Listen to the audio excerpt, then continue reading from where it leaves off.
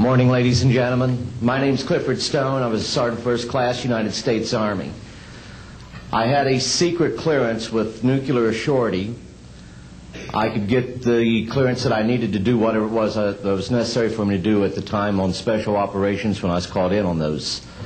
What I'm referring to here is that I was involved in situations where we actually did recoveries of crashed saucers, for lack of a better term, debris thereof.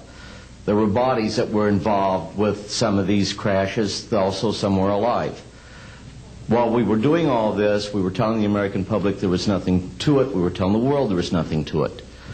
I'd like to go into detail on some of the cases, about the nuts and bolts cases right here, but I will be available if you have any questions concerning my involvement in this. You can talk to Dr. Greer to arrange for me to get to talk to you. But the whole situation is, we've set back, we've told the American people that there's no such thing as UFOs. I've been involved where we have recovered these objects. We know them to be of extraterrestrials. In 1969, I had an event that happened to me while I was stationed at Fort Lee, Virginia. We went to Indiantown Gap, Pennsylvania.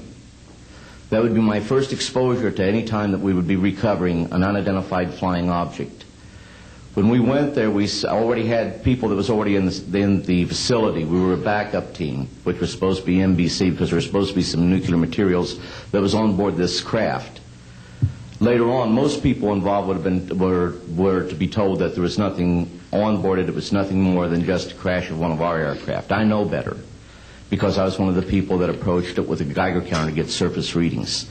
I was the first person to go ahead and see that there were bodies on it. That would be the first of approximately 12 events. UFO crashes are not events that take place every day. They're rare. I know we're not alone in the universe.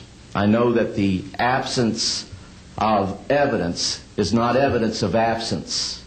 It's evidence that has been denied to the American people.